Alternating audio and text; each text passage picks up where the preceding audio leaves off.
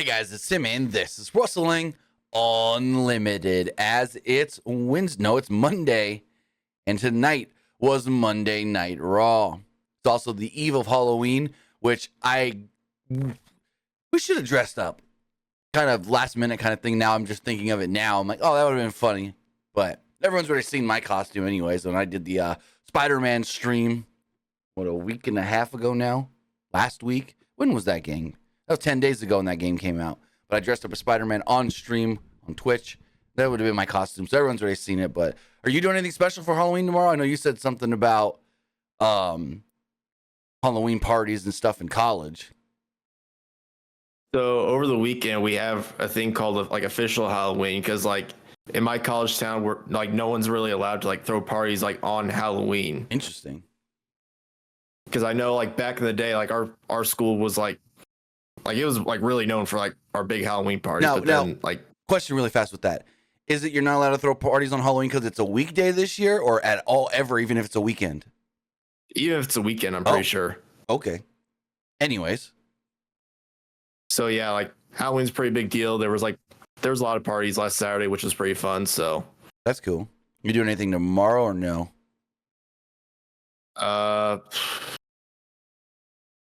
Probably not. I don't think so. Gotcha. So yeah, I still got my Halloween costume in my closet. I can put that on real quick. What'd you dress up as? I had like this police shirt with like a badge on, that's on the right. front, and one of my friends had like these fluffy handcuffs. Nice. They let me borrow. Nice. I also had a lifeguard costume, and my friend didn't have like a costume to wear, so I let him wear it. Oh, that's cool. But yeah, I'm just gonna take the kids trick-or-treating tomorrow. Nothing fancy. I might go to a bar that's doing a Halloween thing plus karaoke after trick-or-treating, so we'll see how that goes. Maybe, I don't know. That's supposed to start like 10 o'clock at night. But tomorrow's Halloween. Tonight was Monday Night Raw.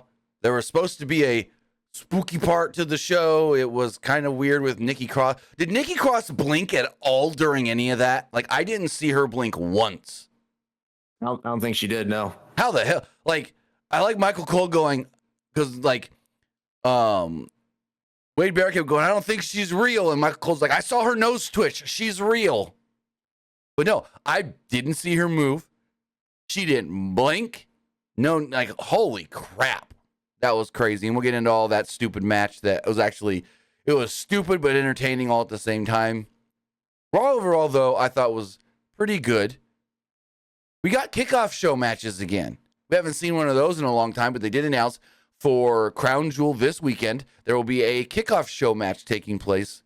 So that's really cool to see. And it's going to be, I think, a good match, JD McDonough and Sami Zayn. But what did you think of tonight's Monday Night Raw?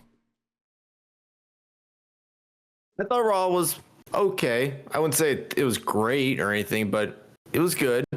But yeah, I do think Sammy versus JD on the kickoff show should be like a really fun match.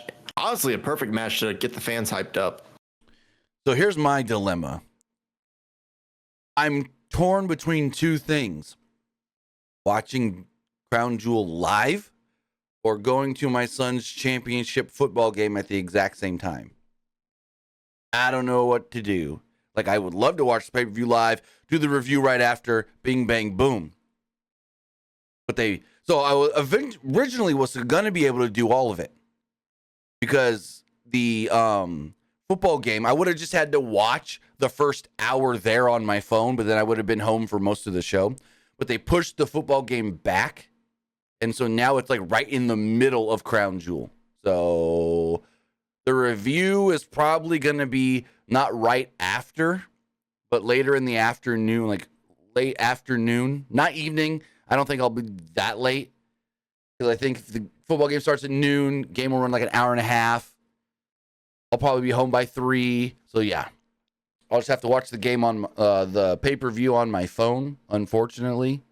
And then we'll go from there because it's also 30, 40 minutes away from us. It's up in the mountains, but we'll figure it all out. I'll let you guys know. We'll keep you up to date on when I will be doing the live review of Crown Jewel. Why not watch it like that Saturday night, then just review it Sunday, Yeah. like Sunday afternoon? Palpatine says, watch the show there as well. That's the plan. but I'm just saying, like, I'm not going to go live immediately after the show ends because I won't be home when Crown Jewel ends. It'll be maybe an hour or two, if not maybe 3 hours after Crown Jewel. So I'm just going to, watch it there, but then that's the whole thing. Usually I try to go live 30 minutes, within like 30 minutes of when the show ends, but that's not going to be possible. Also, Palpatine says those handcuffs were used in bed, Luke. Oh, God. No. No. But yeah, so that is the update for the Crown Jewel review.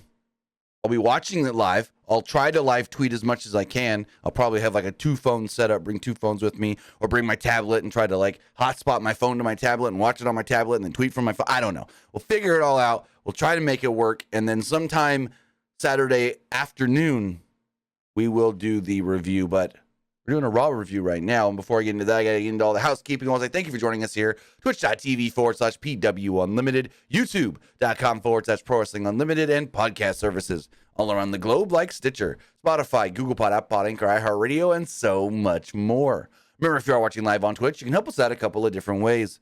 You can help us out by hitting that donate button down below or by donating Twitch bits in the live chat. Also, remember, you can help us out by subscribing to the channel one of 2 different ways.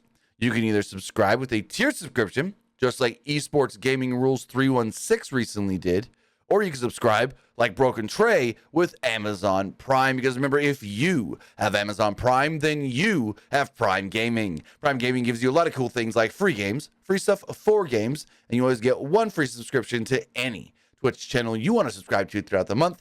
And I'd greatly appreciate it if you did it right here, Pro Wrestling Unlimited.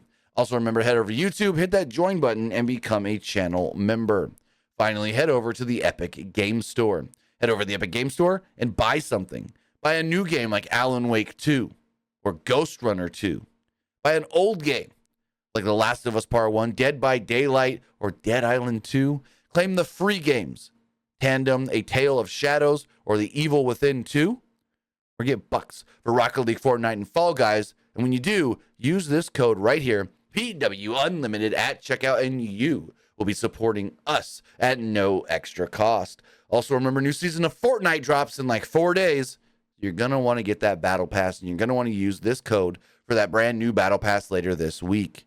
Again, use code PWU NLIMITED for all Epic Games and Epic Game Store purchases. Hell, go get Disney Speedstorm on the Epic Game Store. It's free. And use this code. But with that, my nose is all kind of stuffed up, so I do apologize if I sound a little weird. Is it just allergies? I don't know. It just happened in the last like hour and a half, 2 hours. All of a sudden, I started feeling a little congested, so I have no clue. But I can hear it myself. I don't know if maybe it's just in my head, and I sound a little off. But my cough is a little worse than normal, too, so we'll get through this as the show opened up with Rhea Ripley. Well, Rhea Ripley, JD McDonough, and Dominic Mysterio. They told us on the commercial before Raw aired that Rhea was opening the show, and Rhea, yet again, opened Monday Night Raw. How many weeks in a row is this that some form of Judgment Day is in the opening segment of Raw? It's been not just weeks. It feels like months. It almost feels like them. It's like them opening up with Judgment Day. Also, like AEW, how they always like to open up with Orange Cassidy. Oh, yeah, when he was the international champion. You got to open with an Orange Cassidy title defense. Yeah. So Ripley came down. Go for it. It works, honestly, for them. Yeah. Ripley said that Damian Priest shattered Cody Rhodes' ankle, and that was just the beginning. Dom was going to take out Ricochet, while JD was going to set his sights on Seth Rollins. They said that Seth Rollins felt like an enemy to the Judgment Day because he didn't accept their offer. Ripley said that Rollins and Drew McIntyre had a decision to make, and whoever made the right decision could walk out of Crown Jewel with a championship. Ripley knew the odds were stacked against her at Crown Jewel, against 4 dangerous women, but it was another chance to prove why she was the most dominant woman in WWE. And as she's yelling that, Sammy's music hits, and she goes, "Oh, God damn it!" I laughed so hard. So Sammy comes out, interrupts the Judgment Day, because you can't have an opening segment on Raw without somebody getting interrupted. Crowd chanted for Sammy. He said that he was sick of hearing her talk about how Judgment Day held all the power. Sammy proceeded to cut a fiery promo, just screaming, losing his voice in the process. Sammy's entire life was spent fighting people like Judgment Day, people who thought that power was the only thing that mattered, that power meant you could oppress whoever they wanted. But that wasn't his game. His game was rebellion. His game was resistance.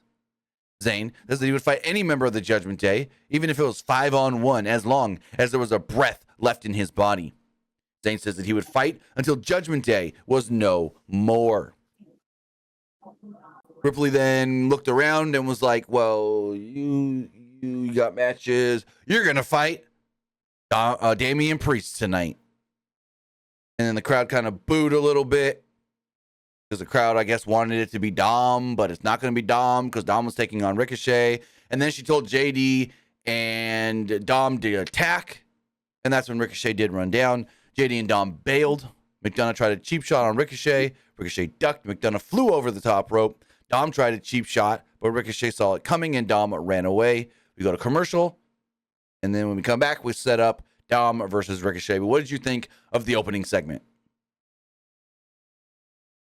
I thought it was decent. I feel bad for Ricochet, to be completely honest. Why? Do you not remember I don't know, like the segment later with Pierce? I don't know. I just keep thinking like in the past they just haven't really been using him properly. Well, you're not wrong there. But then they did do a thing because in this match, the match goes 11 and a half minutes. We'll recap it here in a second, but match goes 11 and a half minutes. Ricochet loses because of all the interference from Judgment Day.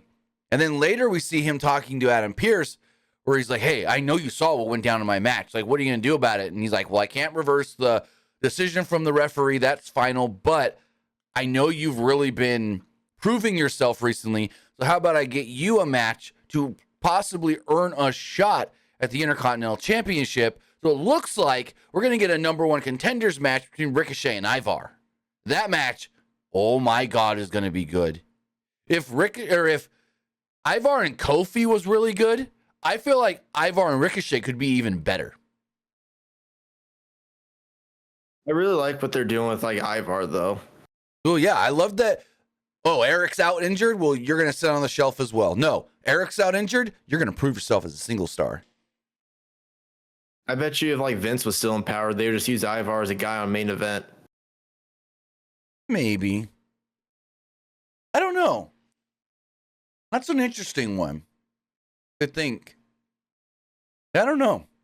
As far as the Dom Ricochet match goes, I liked the match. I thought it was good.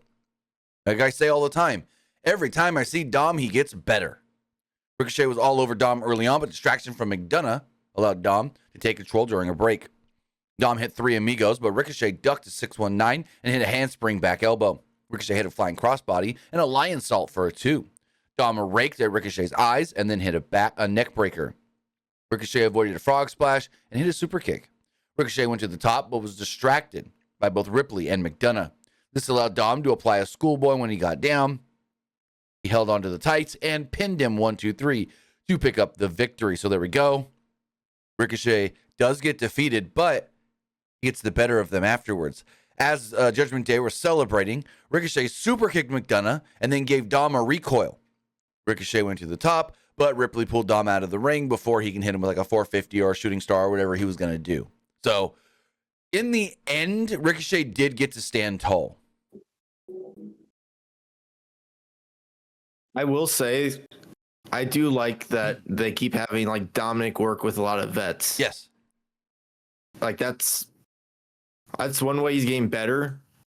I know a lot of people like in the past have criticized him. They should have started in NXT, but I feel like him on main roster, he gets to work with a lot of vets, which is a great experience as well. Well, here's the other thing. Speaking of NXT, he is also working NXT. So having Dom working extra matches every week or just being on more stuff is just more training for him. Him getting better, him growing, him learning, him getting to do more.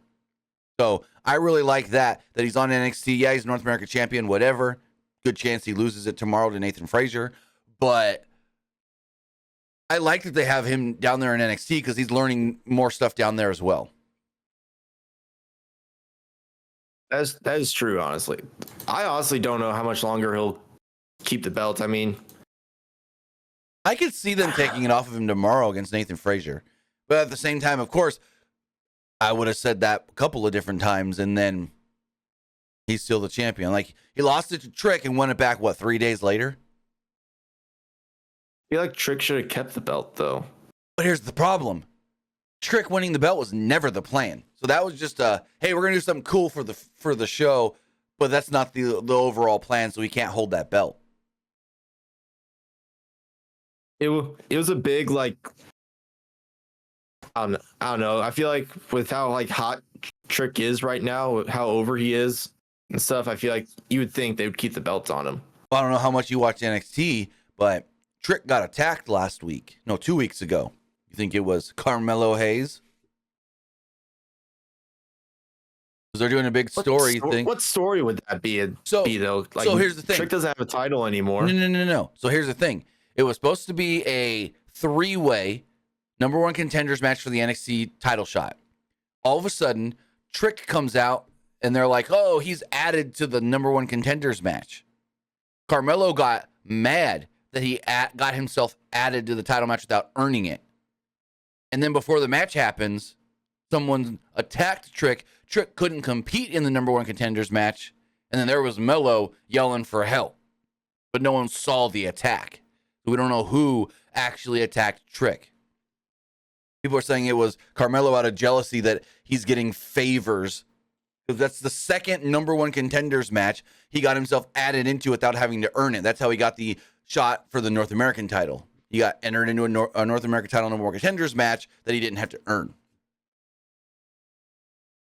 So the storyline that the fans have made up is Trick may be jealous, or Carmelo may be jealous of Trick, and he doesn't want him to get opportunities over him, if that makes sense. You feel like that'd be too early for them to start, though? No, because I think Carmelo's coming to the main roster very soon.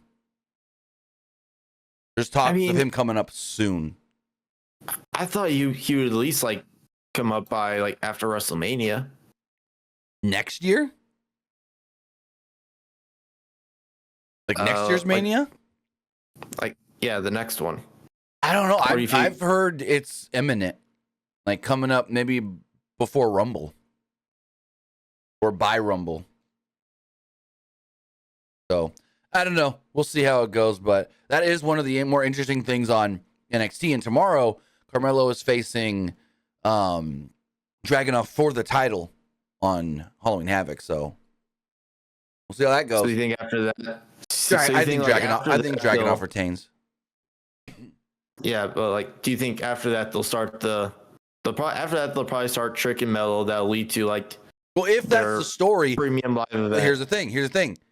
It could be a swerve, and it's somebody else that attacked Trick, and they want us to think it's Melo, because they've done a couple of teases of Melo getting mad at Trick or getting upset with Trick. So maybe they're wanting us to think it was Carmelo, and it's not really Carmelo, and it's somebody else. Maybe it's Braun Breaker. I don't know.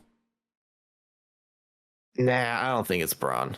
Yeah, probably not. I think it might be someone new that they really want to push. I would like that.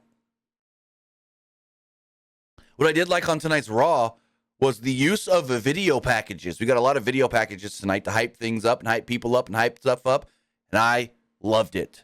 We had a stretch right here where we had a DIY video package, we had a Raquel Rodriguez video package, and we had a Creed Brothers video package leading up to their Monday Night Raw debut. Now, interestingly, though, when the Creeds and Ivy Now were coming to the ring, Michael Cole said, that's Julius Creed, that's Brutus Creed, that's Ivy Nile. They make up the Creed Brothers. He didn't call them Diamond Mine, which was weird. Usually the three of them collectively in NXT are called Diamond Mine. Still, even though the original Diamond Mine and all the other incarnations have died, and they're still got Diamond Mine on their gear and their shirts and everything, so I don't know why they didn't call him Diamond Mine tonight on Raw. Maybe that's a change. But I could also be looking too much into that. But he said That's Julius Creed. That's Brutus Creed. Ivy Nile. They're the Creed brothers. Really made it to sound like Ivy's just going to be their manager, which I don't know about that one. I like Ivy Nile as a wrestler. Did they at least say? I don't remember like they're like them announcing their names and stuff, but did they at least say like representing Diamond Mine? You mean the ring announcer? I don't know. Yes. I didn't hear the ring announcer. I just heard Michael Cole running down all their stats. Because if they said representing Diamond Mine, right, then I can see that. But if it's like maybe like all three of them trying to like competing in a match, maybe it's like all right, like Diamond Mine. Also, speaking of ring announcers, it was Alicia Taylor, whatever her name is, from NXT, not Samantha Irving. So, but yeah, Michael Cole put them over big. He was running down all their stats, saying these guys are impressive and this and that. He put them over big, and then they got put over big in this 11-minute match where they beat the Alpha Academy. I liked this match. I thought this match was awesome. Gable and Julius had an early grappling exchange as they started off the match before the Creeds did their handoff suplex spot. Otis tagged in and hit both of them with double clotheslines. Gable tagged in and hit a flying double clothesline before he and Otis suplexed the Creeds out of the ring. After a commercial break, Gable caught Brutus in an ankle lock, but Brutus slipped out and hit a Samoan drop for a 2. Gable then gave Brutus a back suplex, and both men tagged out. Otis did a forward roll, which looked phenomenal. Like, Otis, that roll couldn't have looked any better by Otis. Like, holy crap. He did a forward roll before dropping both with a double clothesline. He slammed both and hit Julius with a caterpillar elbow for a 2. There's a fly right in front of me that's bugging the crap out of me. It's landed on my nose twice now. Julius hit Otis with knee strikes and a standing shooting star press. Brutus then followed with a standing moonsault, but Gable broke up the cover. Brutus then tried a clothesline, but Otis no-sold them and hit a world's strongest slam. Julius broke up the cover with a 450, and Gable hit the pile of men with a moonsault off the top. No. So Maxine Dupree jumps on the apron. Ivy Nile runs around, pulls her off. Ivy then jumps on the apron. Maxine pulls her off. Tozawa then gets in between both of them because, well, Maxine ain't going to take no slam on the outside. But what? Tozawa will. Tozawa took a German suplex on the floor from Ivy Nile. This looked great. I mean, it was a simple, quick German suplex, but still. It made Ivy look really good, and it made Ivy look very impressive as far as her just woo, and they're throwing people around. Julius then got Otis on his shoulders. Brutus hit the Brutus ball and pinned him to pick up the victory. The Creed brothers looked great in their debut. Fantastic. They all shook hands afterwards, and the crowd seemed like they loved it. I loved it. What did you think of the Creed's main roster debut? Oh, this match was great, honestly. And the Creed brothers, they should do amazing things on Raw. Yep. But also, they teased that, yes, they're on Raw tonight, but they could go to SmackDown. Because Wade Barrett said, this match was great, and I can't wait to see more from the Creed brothers, whether that is here on Raw or on Friday Night SmackDown. So they didn't call this their official Raw call-up. It was a main roster call-up, but they haven't, I guess, decided what brand they want them on yet. I'd prefer them on Raw, honestly. Well, here's the question, though. Do you need 2 amateur wrestling tag teams on the same brand? I think they would fit in better on Raw for some reason, but it's like 2 of the same kind of teams on the same brand. Yes, no, I don't know, so I feel like SmackDown has like so many like tag teams and factions to where like I don't think they really need like the Creed brothers. True. You're not wrong there. I just feel like they'd benefit more on right. Raw. Then Balor met with Damian Priest backstage. Someone knocked on the door and said, "Trick or treat." And it was the New Day, dressed as the Judgment Day, as the Judgment New Day. Balor took candy from Xavier Woods' bowl instead of giving him some. Kofi Kingston then wanted to go to the next house because Balor and Priest weren't playing along. Ripley, Dom, and McDonough then showed up. Balor wondered if Dom was doing okay, but also wasn't thrilled about what happened after his match. Priest said that Ricochet would have paid if the entire Judgment Day was out there. Ripley said that they need to take care of business tonight. And Priest got a little mad, saying, "Hey, you always say there's no leaders in the Judgment Day, but what the heck? What the heck happened? You're out there putting me in matches?" And he got mad and this and that. And she's like, "Well, think about it. We need this to happen. And we need to do this. And da da da da da." It's all a big thing. And finally, he was just like, "Okay, we'll be fine. I'll do it." I'm like, "Okay, you got mad about it. And then you're just like, whatever." That's kind of weird. She then told him, "Hey, remember, you're still Mr. Money in the Bank, so you can cash in on anybody who walks out as a champion this coming Saturday." And so, yeah. Kind of a weird segment when Rhea got in there. The Rhea and Priest dynamic I felt was a little weird. What did you think of this the segment itself? Yeah, I thought the segment was a little weird as well. I'm still like curious to when like Damian Priest will actually cash in because I have no clue when. Right. Like, ooh, here's something that they could do. Like, what if like I think you said this about like Austin Theory when he was like Money in the Bank. What if they had him cash in like on like actually like the Money in the Bank premium live event that you got to like the match in order to cash in, or else you're stripped of the briefcase. That would be, well, he's got, so you're saying, well, yeah, no, if he doesn't cash in by Money in the Bank next year, his contract expires. We've never seen anybody do that.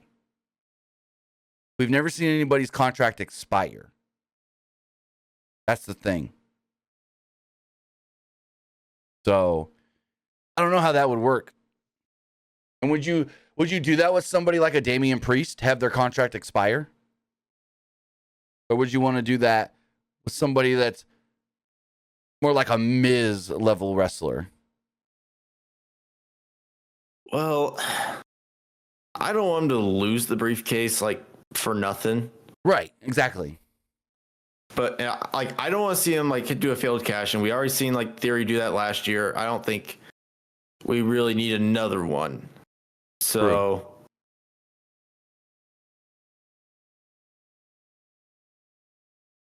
right. I don't know. Like, to be completely honest with you, this is kind of a tough situation.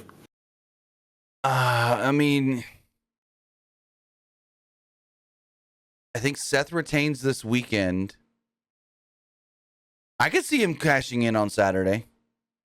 I I feel like if he does cash in, it's going to be a short title reign. Why is that?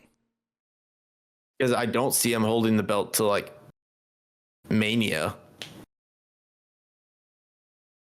Or like, I don't see him holding it till like Rumble. Right. I get where you're coming from. So I feel like once he like wins the title, he'll probably just maybe quickly lose it back to Seth. Maybe hold it for like a month and a half. Because here's the thing. So we go here's what they can do. He can hold it for 2 months, win it, or actually 2.5 months, win it by cashing in at Crown Jewel. Then War Games happens at Survivor Series, so they don't have him defend there. He's in the War Games. There's no, at least right now, no December pay-per-view. He holds it till the Rumble, and then maybe Seth gets it back at the Royal Rumble. Not a bad idea. So that's just one possibility. Let's say he loses at the Rumble, but like the reason why he lost it, because let's say Finn screws him over. Okay, I can see that. Basically saying you're not the face of the Judgment Day, like I am. Right. I know. I never said we never had a leader, but I was the true leader. Moving on, we got a Nia Jax video package hyping up her being in the women's 5-way pay-per-view. This then led to Miz TV with special guest Gunther, the Intercontinental Champion. Miz comes out and introduces Gunther, but he didn't show up. Ludwig Kaiser and Giovanni Vinci enter instead. Kaiser said that Miz represented everything that was wrong with the, quote, WWE universe. Miz was everything they hated and was nothing but a clown. Miz said that he's called a lot of things, but at least he's never been somebody's sidekick, which is true. He's always had sidekicks, but never been the sidekick. He also called Vincey the third wheel. Vincey said that Miz was his wife's sidekick on Total Divas. I guess you could say that. Miz was impressed, but Vincey couldn't actually speak, and the fans give him a round of applause. Miz reminded him that their show was Miz and Mrs. Miz asked Kaiser why he was allowing them to speak for him. Vincey said that he could speak when he wanted, but Kaiser basically told him to shut it. Gunther then entered eventually. Gunther said that Miz must not have gotten his message. Gunther was confused. The Miz was still doing a talk show in 2023. The ring was sacred, and everything Miz did was beneath him. Gunther said, quote, Miz, I do not respect you. Miz said that wasn't the first time he's heard that line. Miz said that he interviewed an invisible John Cena. And that was more entertaining than Gunther was. Miz called himself the biggest star in WWE. Gunther said that Miz could talk, but all that mattered was what you did when you enter in the ring. That's why Miz was a talk show host, and why Gunther is the longest reigning Intercontinental Champion of all time. Miz said he could be serious when he wanted to be. He was serious when he beat Randy Orton to win the title, when he beat John Cena at WrestleMania, when he won the world title again a decade later. Miz said that he made the Intercontinental title the most prestigious title in WWE. Some people actually cheered that line, and he said he can do it again. He didn't go out and say that he's got the record of most title reigns. I didn't hear him say that. That was weird. He should have said that. He's like, yeah, you may be the longest reigning champion, but I've won that title more times than anybody. I think it's like 9. How many times has The Miz won the title? Intercontinental Championship. I think The Miz has won that belt 9 times. Let's see. List of Intercontinental Champions. List by most reigns. The Miz has won the belt 8 times, which is still more than anybody. No. Second most. Jericho has the record with 9. Okay. Gotcha.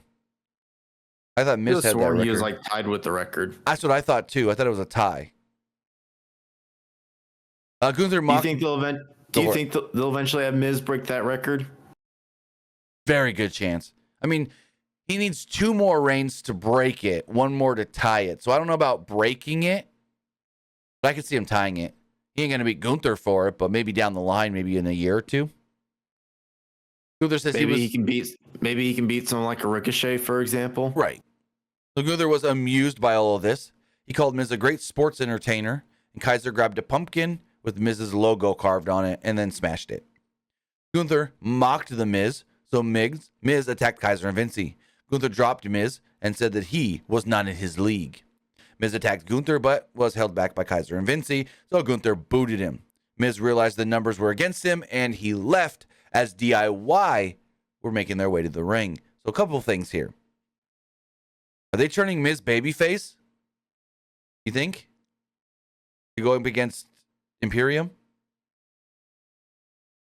They did tease it, but so I do feel like they're probably due for like another Miz like babyface run, because we haven't seen Miz babyface in a while. I mean, he's decent as a babyface. Mm-hmm. So here's the other thing. But he works better as a heel. Oh, 100%. But they also teased, sorta, if you look into it enough, Miz with DIY. Because the way the camera shot Miz leaving, walking out of the arena to the backstage area, there's the Ciampa logo up here, there's the Johnny Gargano logo up here, and then Miz was walking in between. Maybe I'm looking too much into it, but that would be cool. 6-man tag, Miz and DIY against Imperium.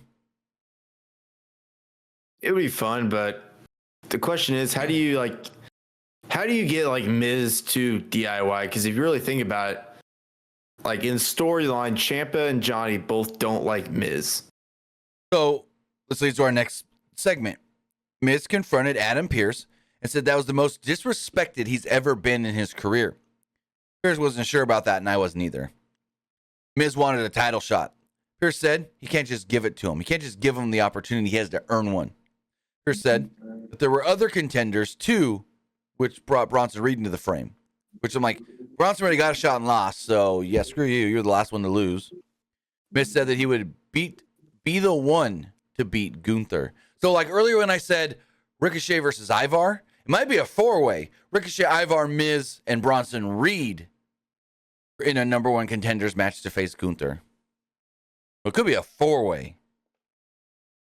That wouldn't be bad. No, but it's like, we're getting a little convoluted here with all these triple threats and four-ways and, number one contender matches. Give me some singles matches to find a new number one contender. Or give me a mini tournament or something. I don't know. I can see it being the four-way, though. I mean, what if they did like two separate singles matches and the winner of both those matches were like, all right, the winners of these two matches will be will face each other, and the winner of that match will face Gunther for the IC title. Well, that would work, but I just figured out why they would need to do a four-way. If Miz is the next challenger to Gunther, they have to do a four-way or a triple threat because the other guys are going to take each other out. Miz is going to steal the victory, and there we go.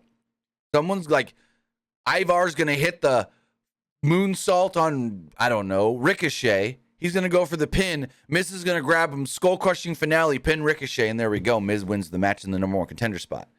I could see something like that with the Miz, where he steals the victory. Or Ricochet hits his finisher on, like, let's say Bronson Reed, and then Miz throws him out. Yeah. That would make a lot of sense.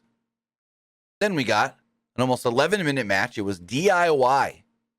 They're still doing the hashtag thing. Hashtag DIY. Or hashtag DIY, however you want to do it. I can't do it with my fingers. Hashtag DIY against Ludwig Kaiser and Giovanni Vinci.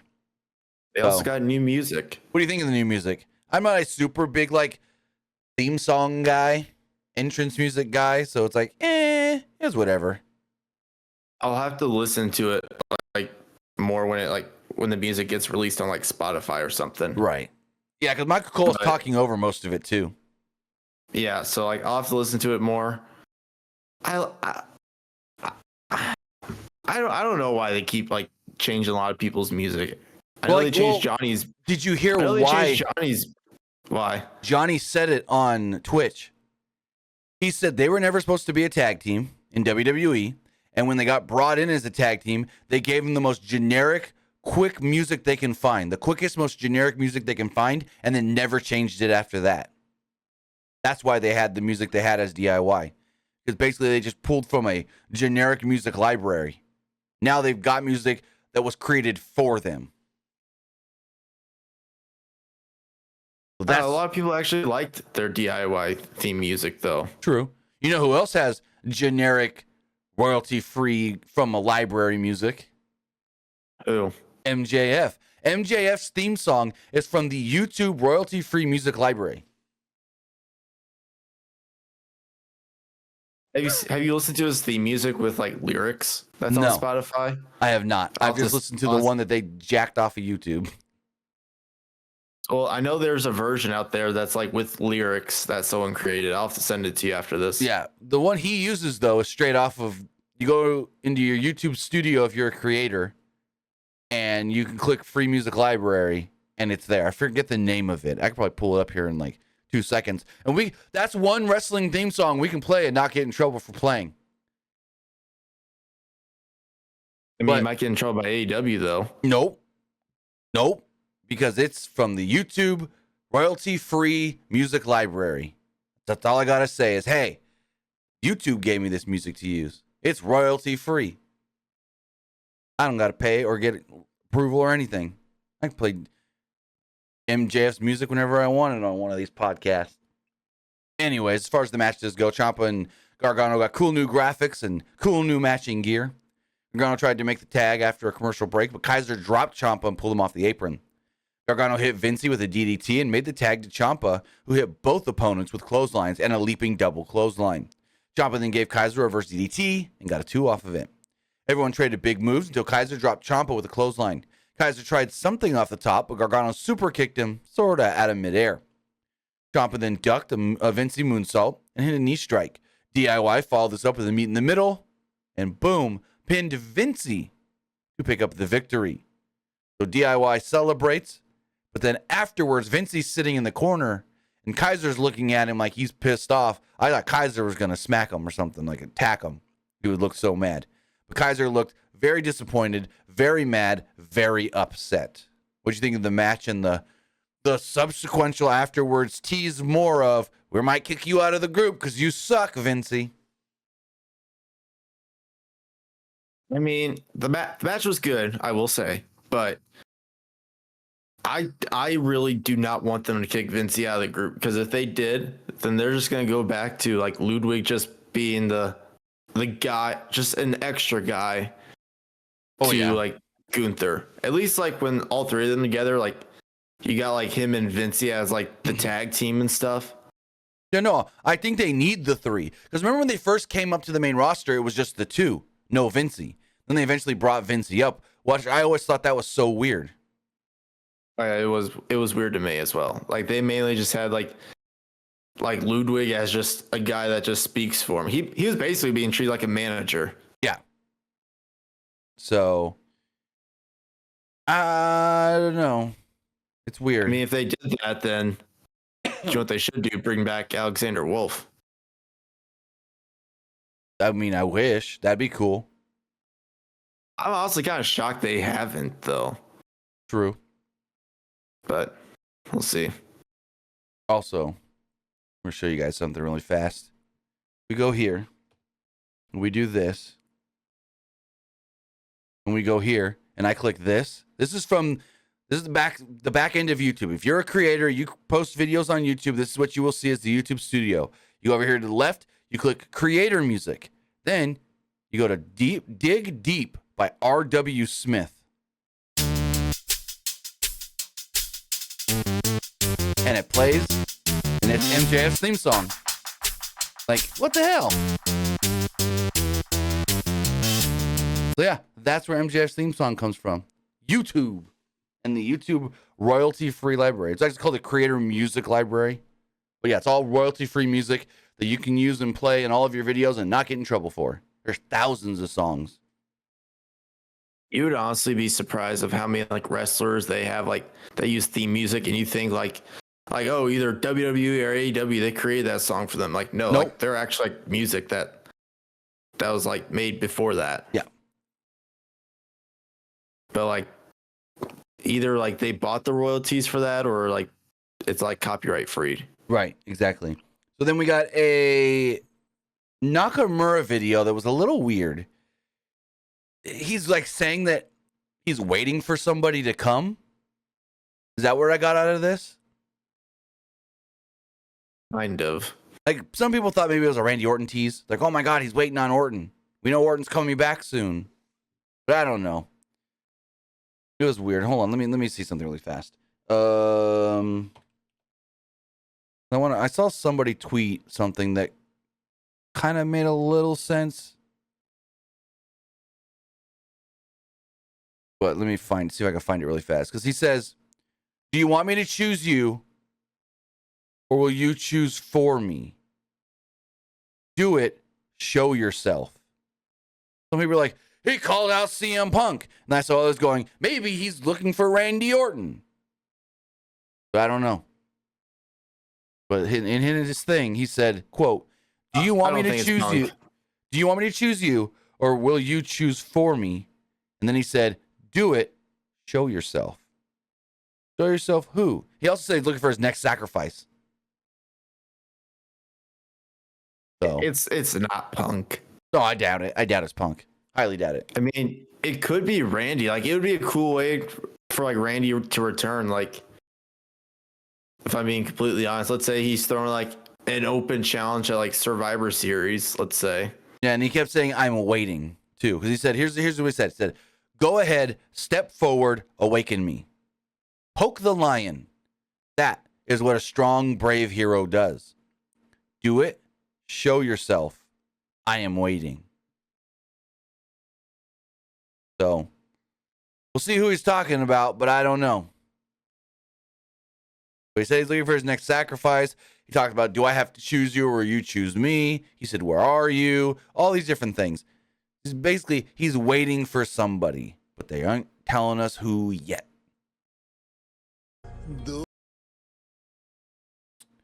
But as we move forward, there was a Candice LeRae video package. Michael Cole said, Candice Michelle. And then after the video package, Wade Barrett made fun of him, and Michael Cole kept apologizing like over and over again. But yeah, he's like, let's look at this about Candice Michelle. And I'm like, did he just say what I think he said? Yep, he did. He got 2008 on the brain. There was also Candice Michelle was like early 2000s. I think she was around till 2008. Right now. No. Candice Michelle. Candice Michelle was in WWE 2004. Released in 2009. So yeah. Released from her contract in June 19th, 2009 is when she was released. 2007, she was a woman. Was she champion. The one who had that like famous rivalry with like Tori Wilson? Like in the 2000s? I mean, she was like, I remember her and Tori being friends on camera. Because you may be thinking of Tori Wilson and Dawn Marie. Where Dawn Marie married Dawn Marie married Tori's dad. That's what I was thinking of. Because yep. I kept remembering that like when they released Dawn Marie, a lot of fans were upset about it because she couldn't work, like she couldn't really like wrestle anywhere else because she was pregnant when they released her. Gotcha. That I didn't know. I remember reading something about that. But yeah, no.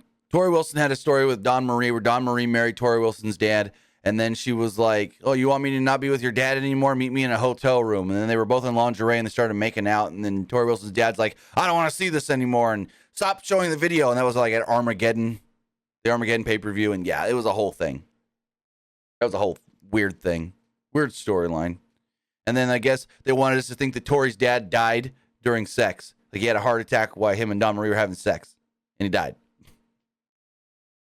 Moving forward, we also got a Xia Li video package, which led into a 2-minute match between Xia Li and Candice LeRae. Not much really happened into the match. At one point, Candice LeRae was hit with a knee strike and then a roundhouse kick. The roundhouse kick seemingly knocked out Candice LeRae, and the ref called for the bell.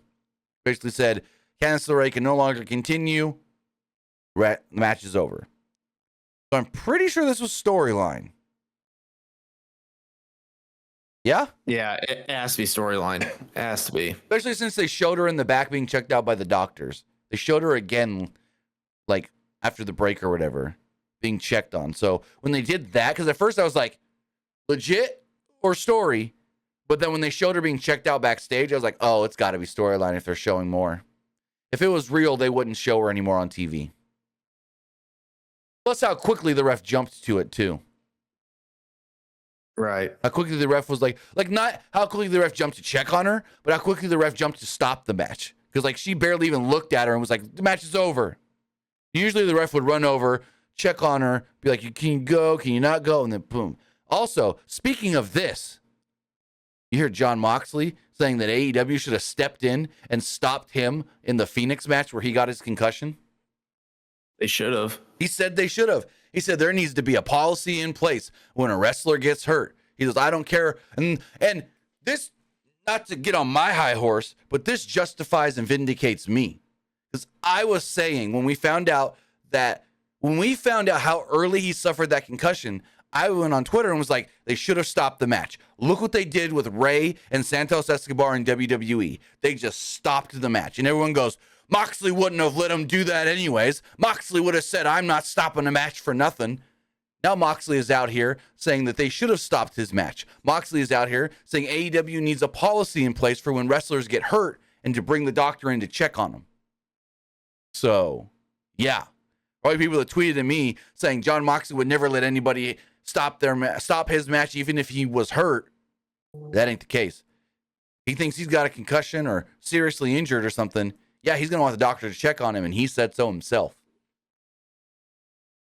So, there you go. That honestly, that felt like a what grinds my gears moment. So, yeah, all you goddamn people on Twitter that tell me I was wrong because Mox wouldn't do that or allow that or want that, you were wrong.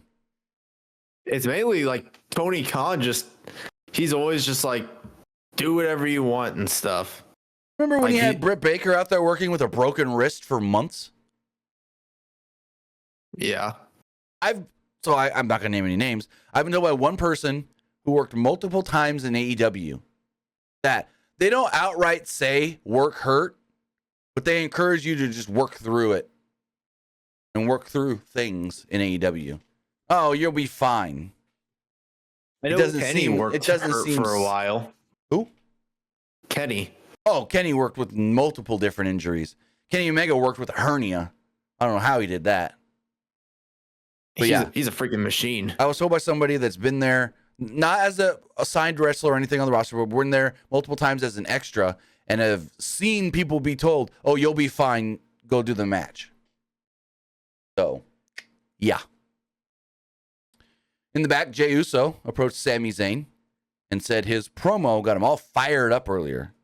Jey wished him luck against Damian Priest. Jackie Redmond then interviewed Jey about Judgment Day. Jey said Zayn would handle business tonight, and Rhodes would handle business at Crown Jewel. Jey thought that he and Rhodes should regain the tag team titles, and maybe he would see how Ripley felt about that. So, not really much here. Just saying, hey, I think me and Cody should challenge for the tag titles again. You want them to go for them belts again? I kind of don't. Nah, there's no need. So then we got a Shayna Baszler video package hyping up her being in the match this week. Being in the match this week at Crown Jewel. Then this is where the medical staff was checking on Candice LeRae. They were checking her neck. Johnny Gargano, Tommaso Ciampa, Indy Hartwell, Caden Carter, and Katana Chance were all there as well. What is with Caden Carter and Katana Chance just randomly showing up in scenes backstage with other women? Like, they won't do anything with them, so they're just like, hey, we're going to get on screen. We're going to put you on screen in this random segment. We're going to put you on screen in this random segment. You're not going to say or do anything, but you're getting TV time. Like, it's so weird. So weird. Especially with Katana Chance. Make her Casey Catanzaro again, and make her the big star we know she should be. Her by herself, nothing against Caden Carter, but her by herself would be amazing. They never gave her that chance. Well, didn't one of them have a match on main event, though? Like, I mean, they've both worked main event tonight. Caden Carter worked against Blair Davenport and won. Also, Akira Tozawa beat Wes Lee on main event. I can confirm. I mean, I feel like they're gonna have a match on Raw soon. But hopefully. Yeah. So we got a Drew McIntyre video package. This was really good. It outlined his rise to the top, which was marred by the pandemic and ended by the bloodline. He said that he can't forgive the bloodline, but beating Seth Rollins would make things right. Now, his rise to the top was not ended by the bloodline. It was ended by Bobby Lashley and The Miz cashing in the briefcase.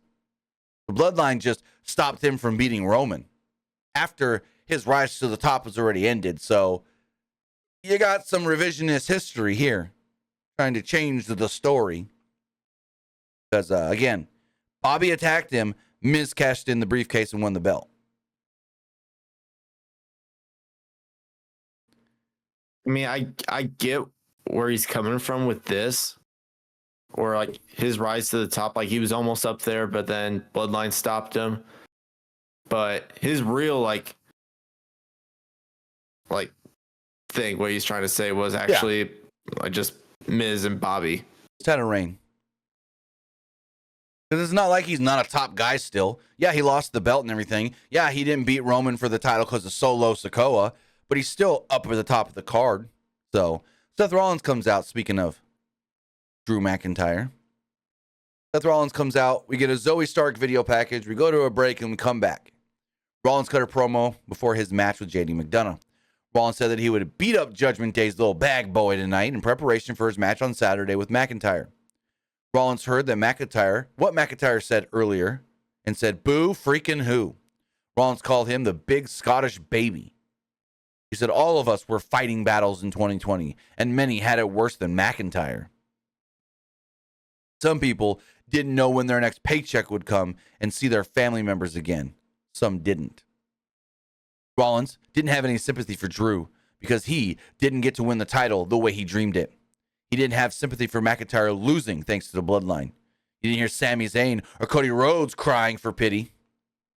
Rollins said that McIntyre was a hell of a champion, and if McIntyre beat him, Rollins would shake his hand. But Rollins wasn't that same guy. McIntyre beat years ago. Rollins continued on, and then eventually he was attacked from behind by JD McDonough, which started their match. Ref checks on Seth. Seth said he's good to go. These two had a hell of a 14-minute match.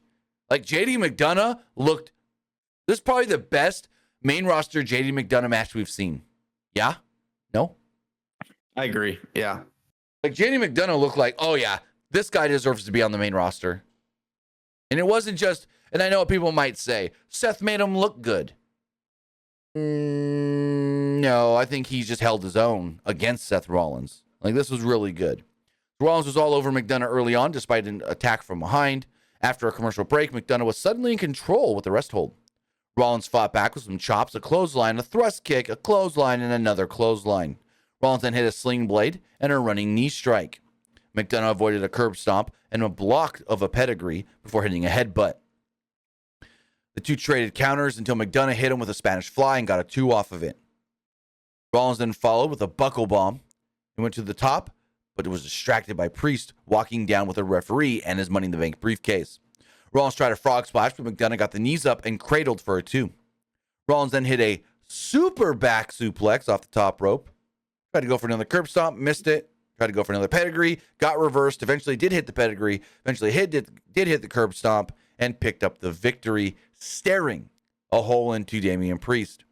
Rollins then jumped out of the ring, got in Damian's face, and goes, do it. Do it. What are you going to do? What's your next move? Basically was like, try to cash in on me now. Try. And there we go. What do you think of the match and the Damian Priest stuff? It was pretty good. I liked it. So we sort of talked about this earlier. Ricochet was in the back complaining to Adam Pearce. That was weird. He was complaining to Adam. I can't escape that. I really can't. Are they your neighbors? No, that's just like driving outside. Oh, it was a car driving by. Okay. Yeah. To me, it sounded like, I don't know what it sounded like, to be completely honest, but yeah. It was just someone just trying to be fast and stuff. Gotcha. So in the back, Ricochet. What it is, it's like there's a stoplight and someone's trying to speed up when it turns green. Makes sense. Ricochet complained to Adam Pearce about the match with Dom. Pearce said, I could still reward you, though. I'll give you a shot at the IC title. Ricochet's like, yeah, I like that idea, but I still got to deal with Dom. Chelsea Green and Piper Niven then showed up dressed as Bret Hart and Jim the Anvil Neidhart. Green complained about having to be in a trick or street fight. Pearce told her, yeah, you're doing the match anyways. She then goes, I like your costume. And they got scared and left because, well, Ivar and Valhalla showed up. And Valhalla was like, we would like to speak to you about a shot at the Intercontinental Championship. And then Ivar goes, we'll see you in your office. And Pearce goes, okay, yeah, I guess I'll see you in my office. He looks around and goes, I need a drink. This is funny. But it does look like they're building up Ivar. You think Ivar eventually does get his shot at Gunther? I would love to see the match. I mean, eventually. It really just depends how long Eric is out. Well, we don't know. I don't even know what the injury is. If it's like a long term, then I can totally see him getting a shot. I don't think it's going to happen quite yet. Right. But if it's like a long-term injury for Eric, then I can totally see him getting a shot soon. Yeah. So moving forward, they announced that we're getting a kickoff match at Crown Jewel. Haven't done one of these in a long time. It'll be Sami Zayn against JD McDonough. I'm all for it. This match should be really good and a great way to start off the show. Kinda, sorta, whatever.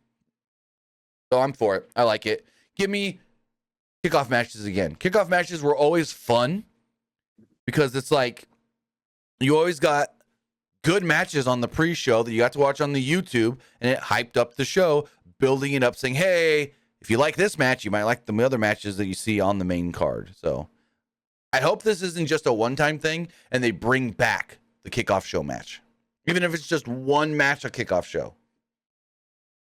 How often do they do like kickoff matches for like takeovers and stuff, like when Triple H was in charge in NXT? That's a good question. I don't remember. I know they did a few. I think for most of them, when Triple H was running it, at least for most of them before the pandemic. But WWE just randomly stopped doing them on the main roster, and it was just like, oh, this is weird. But then it just became the norm. So when they announced this tonight, I was like, oh, well, I was not expecting this at all. Especially after that Fightful report recently that was like, WWE doesn't want to do kickoff show matches because they feel like they can take those kickoff show matches and put them on Raw or SmackDown to pop a rating. I'm like, okay, whatever. Well, now they're doing a kickoff show match. So maybe Fightful was wrong. I don't know. I think maybe they're just doing the kickoff match for like Crown Jewel because maybe they just have so many matches that they want to do maybe at Crown Jewel. So they say, you know, we'll just do this as a kickoff match. Maybe. So, I don't know. No Jey Uso match on the pay-per-view, though. No Finn Balor match either. Really interesting. So, Jackie, maybe for this one, they just want like Finn to like just be like in somebody's corner for this one. Maybe he'll be there with Damian. I don't know. I just feel like maybe for now they've had Finn like wrestle so many singles matches. Like for like the past like premium live events, so they're like, all right, let's have him like be in someone else's corner, possible, like just for this one time. So Jackie Redmond interviewed Becky Lynch about losing the NXT Women's title. Lynch said, "Yeah, I feel a little lighter around my waist and heavier in my heart." Lynch was glad though that she lost the title to somebody like Lyra, somebody that was hungry and passionate. Lynch said that in a span of 42 days, she defended her title more times than Rhea Ripley or Roman Reigns all year. This thing got really dumb. Xia Li shows up and goes, "Oh, are you scared to fight me? You now have no title, but we still gonna fight?" And Becky's like, "All right, let's fight right now." And she goes, "We will. Put on my time." And then she leaves, and Becky goes, "It's been 3 weeks. When is her time? What time are we looking at? It's been 3 weeks and she still won't fight me." Yeah, this is dumb as shit. Yeah, this is pretty dumb. So then what we had was super dumb, but for some reason I liked it. It was the Trick or Street fight.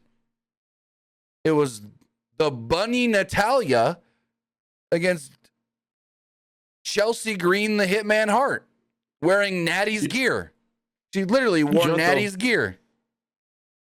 Do you know what the whole storyline of this match on Twitter was?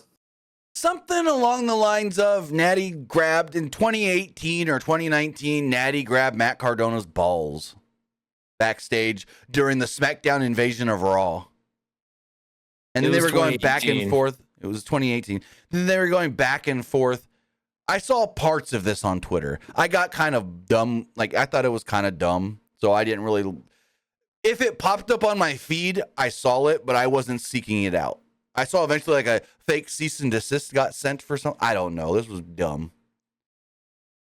And a lot of people were saying like, "Oh, Chelsea Green has gotten her revenge." So I will say Chelsea Green is probably my favorite female wrestler right now. She's great in everything she does. But as far as the match does go, this is exactly what you would have expected. And Natty, for the most part, got double teamed. Green pulled a pumpkin off of a table at one point and revealed Nikki Cross's head And then for some reason, she put the pumpkin on her own head. And yeah, Nikki Cross was just standing there, sitting there. I don't know. She was just the whole time, not moving, not blinking. For a good 4 minutes, not blinking. I'm like, holy crap. At one point, they put Natty on a table. Chelsea went on top of the barricade, tried to do a little senton off of it, and crashed butt first through the table. Table kind of exploded under her. Piper Niven then tried to interfere, but Green pied her in the face after. So the match starts, and the first thing that happens is Chelsea hits Natty with a pie in the face. And then that comes back later, where she tries to hit Chelsea with another pie. Or no, she tries to hit Natty with another pie, but Natty moves, and she hits Piper with the pie. She then, at one point, put a bunch of candy and candy corn in the ring. She tried to superplex Natty on the candy corn, but Natty got down and powerbombed her. Chelsea kicks out. Chelsea eventually hits the Unpretty Her and pins Natty to get the victory. So there we go. Cool. Also, Chelsea and Piper came out to Bret Hart's music. And then they played it again when she won. This was stupid, but for some reason I kind of enjoyed it. I thought it was hilarious, to be completely honest with you. Well, because Chelsea is the perfect comedy wrestler, but then can be serious when she needs to be at times. So, no, yeah, Chelsea Green made this great. I was waiting for the Boogeyman to come out, but he didn't. Because there was, what was that video going around that WWE posted? The Boogeyman feeding wrestlers worms? I know they did. I know they made like a YouTube video in the past of like Boogeyman and someone else. They were making like candy worms, I believe. Gotcha. Oh, okay. Someone just sent me this on Twitter. I must have missed when they did the next week stuff. Like this match is next week. So someone sent me this on Twitter, even though we're not live. They must have heard what I said earlier about the number one contenders match. It is a 4-way. It's Ricochet, Miz, Bronson Reed, and Ivar next week. Winner faces Gunther for the IC title. Oh, okay. I completely missed that. Also next week on Raw, Akira Tozawa will take on Nakamura. So yeah, they are doing it as a 4-way. I think Nakamura and Tozawa should be a fun match if they let like Nakamura like do what he wants. Right. So I feel like that'll probably just be a short. That'll probably just be a short match though. 2-3 minute match tops. Yeah. So then we get Damian Priest and Sami Zayn. The match is 9 minutes long. The match is great. I had a great time watching it, and then goddamn Jey Uso just runs in and super kicks Damian in the face. What? What kind of shit finish is this? This was a great match ruined with a dumb finish. So before the commercial break, nothing really happens. After the break, Zayn hit a clothesline, but was distracted by Dom and Balor running out. Zayn then continued to counter moves by Priest, and he applied a cradle at one point that got him a 2. Dom went up on the apron, so Zayn knocked him off. The ref was fine with this because Zayn hit him. Dom didn't touch Zayn. Priest used the distraction to hit a reckoning. Cole noted that the move is basically a crossroads and called it a message to Cody. After Dom interfered, Jay would run down to his music and attack Balor. Priest tried to go after Jay, so Jay just super kicked him, causing the DQ.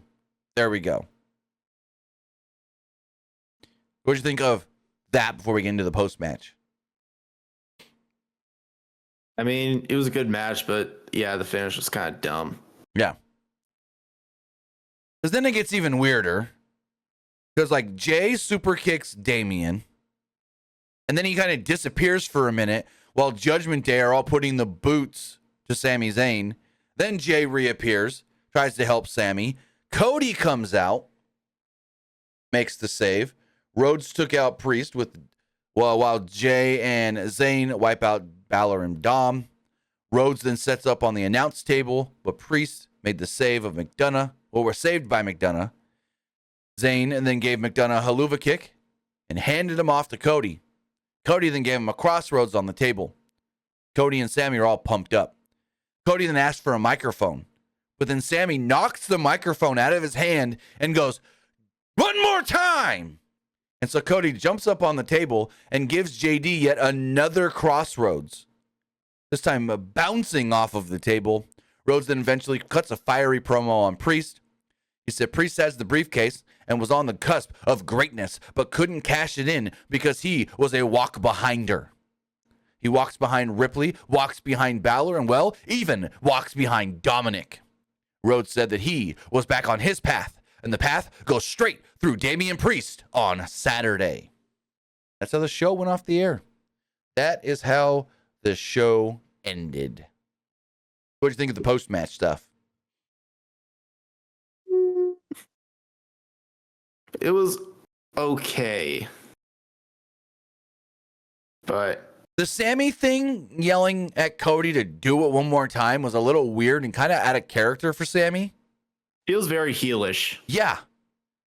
But I liked Cody's promo. His promo was good, but like Sammy, I know he's a babyface, but his like attitude was very like heelish. Unless it was more like, hey, hurt him a little bit so it's easier for me at the pay-per-view, which is still kind of a heel thing to do, but yeah. I don't know. That was a little weird. Sammy, because literally Sammy grabbed Cody. Cody drops the microphone because he knocks it out of his hand and was like, "One more time." And I'm like, oh, okay, Sami Zayn. So, yeah, that was Monday Night Raw. Any closing thoughts? I mean, it was an okay like last Raw before Crown Jewel, but not the best. Right. I feel like it could have been a better Raw before Crown Jewel. Hopefully SmackDown will be better. Yeah. So with that, you know what we thought of the show. Now, we're not live anymore because the live stream went down. We're still recording. We do have some of the polls. We still have the Twitter poll. We still have the YouTube community poll. So as far as the Twitter poll does go, 74%, higher than I expected, liked this show. 14% didn't like the show. And 11% thought it was just all right. As far as the YouTube community poll does go, 76% liked the show, 17% thought it was just all right, and 7% didn't like it.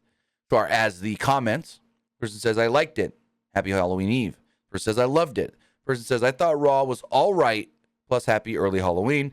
Person says, "Solid 6 out of 10 show." Another one called it boring. And this one says, "Pretty good Raw tonight." So, yeah, overall, seems like people actually did like tonight's Monday Night Raw. But with that, I want to say thank you for joining us here. Twitch.tv/PW Unlimited, YouTube.com/Pro Wrestling Unlimited, and podcast services all around the globe like Stitcher, Spotify, Google Pod, Apple Pod, Anchor, iHeartRadio, and so much more. Luke, tell them they can find you. You can find me over at Twitter X at Petke_21. And you can also find me over at Twitch at TheLukePetke. With that, guys, have a great rest of your night. Again, I do want to apologize for my internet going out and the live stream not going well, but we're here. We got the whole show recorded. You're watching, and we'll be back Wednesday for AEW Dynamite. Have a good one, guys.